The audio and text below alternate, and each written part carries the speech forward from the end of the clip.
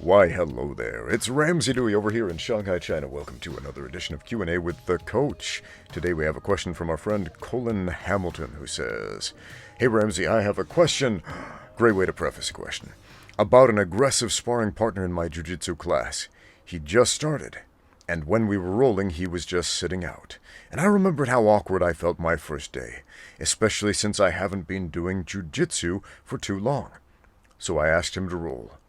As soon as we started, he throws himself on me and dives for an Americana. At this point, I'm thinking, I'll work on my defense, but then I notice three things very quickly. First is that he seems like he knows some technique. Second is that he's going kind of fast. And then I realized, if I don't tap, he's going to break my shoulder. No kidding. That is what tapping out is for. That's what the Americana does. It breaks the shoulder if you don't tap. Now that's a very important lesson. One of the first lessons you should learn in Jiu-Jitsu. Tapping out means stop. It means let go. So let's find out if this aggressive training partner let go. The guy really seemed like he wanted to walk away with my arm as a trophy. I think I even yelped a bit out loud, but he let go when I tapped on his side. He let go when you tapped, okay. Well, let's see what the problem is. Because this is a pretty long question. There's got to be a problem in here somewhere. He said sorry. A gentleman. Interesting. And I said, it's all good. Thinking he would realize sparring isn't meant to be a fight. Did he punch you in the face? Did he drop some elbows on you? Did he kick you? Doesn't sound like he did.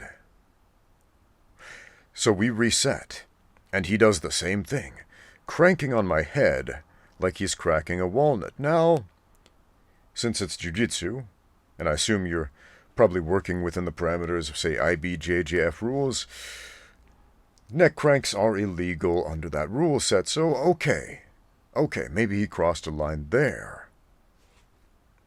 And a lot of you guys don't know that. They don't know what neck cranks are. Often it's just human instinct to grab the head and squeeze under duress, or crank, or just try to tear it off and take it home. White belts are wild, man. White belts try to murder you. But on with the question, I digress. So he's cranking on my head like he's cracking a walnut. At one point I got fed up with the guy and went a little harder. My question is, should I try to humble him if we spar again? Or should I talk to him? Technically speaking, I'm a better grappler, but I wasn't ready for that level of aggression. He doesn't seem like he realizes what he's doing is wrong. What should I do? Well, is it? Is what he is doing wrong? He goes to a jiu-jitsu class, and you roll, and you simulate attempted murder, and he let go when you tapped. What's the problem? He went at a level of intensity you weren't comfortable with or ready for. I wasn't ready. I want a mulligan. I'm going to give you some tough love, my friend. Guys who don't fight, who do jiu-jitsu, and a lot of jiu-jitsu guys who don't fight hate hearing this, because they like calling their jiu-jitsu tournaments fights.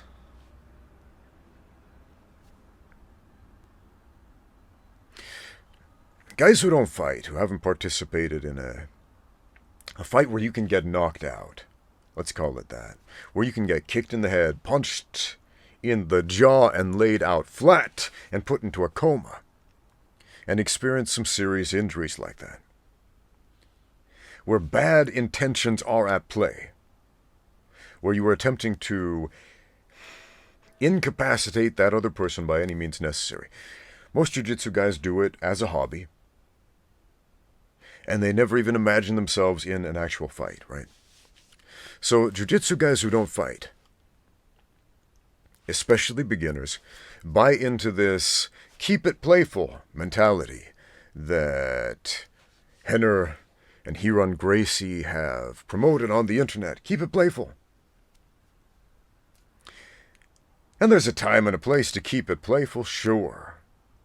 But should all your roles be keeping it playful? Look, As I said before, white belts try to murder you.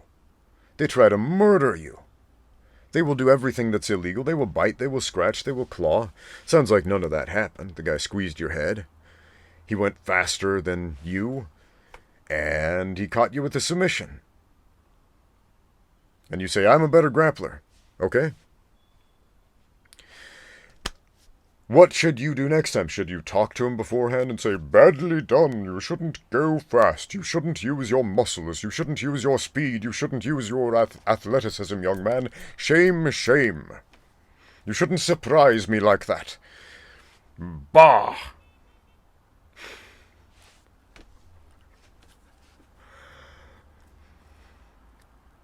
I'm not making fun of you, but I'm trying to give you some tough love here, man.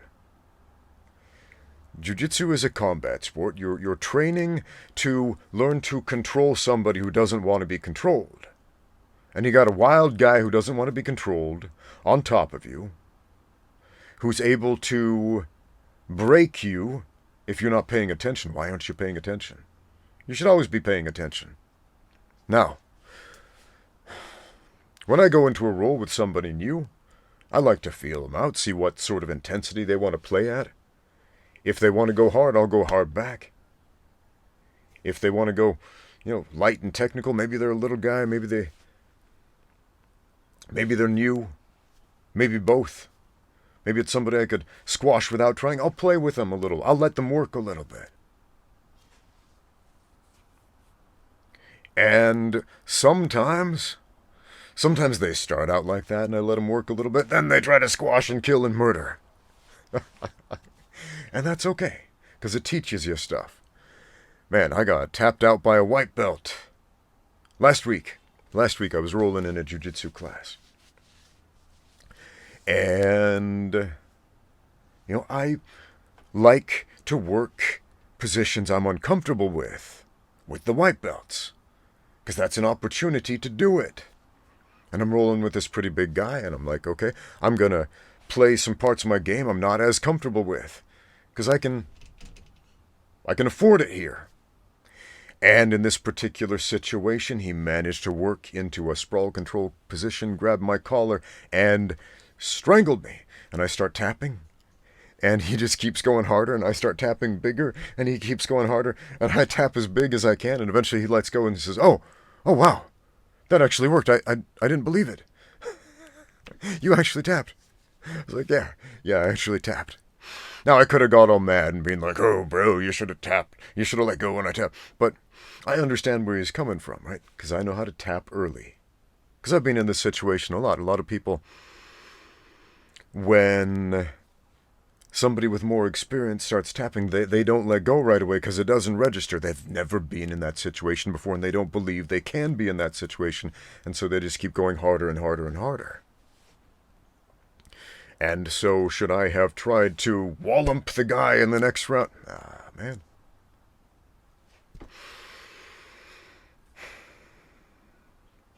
Are you asking me, should I seek revenge on my training partners? No.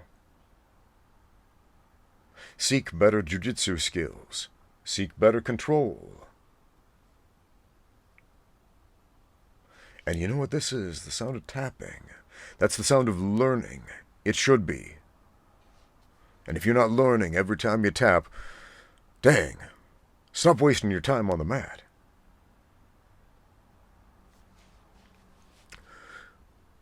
Do you know how to get a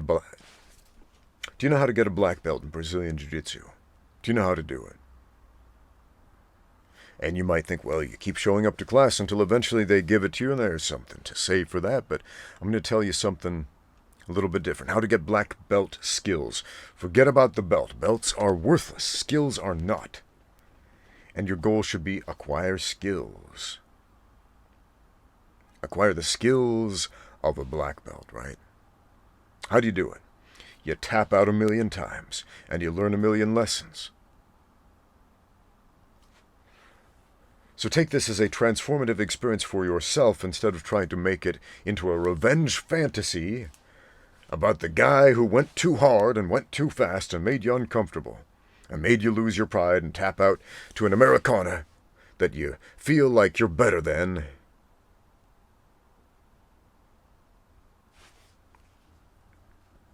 It's another thing about fighting, and jiu-jitsu guys who don't fight, is that nothing is ever ideal in a fight. Something always takes you by surprise. You're never really ready for it. You're never at 100%. And there's always something dirty that's going to happen that you're not going to like. And so you have to become comfortable being uncomfortable. Man, I went to a jiu-jitsu class last night, and the locker room afterward, I'm talking to a friend of mine, and he's a white belt, pretty strong dude, but, white belt. And I said something like, another day, another technical lesson. He said, man, this feels like for me another day of getting squashed. And I said to him, that's a super important lesson, man. It's one of the most important technical lessons of all. Learning how to get squashed, learning how to deal with that kind of pressure. Learning what breaks you and what doesn't. Because a big problem a lot of new guys have, and you'll see this in jiu-jitsu, you'll see this in fights, is people who give up when they don't need to.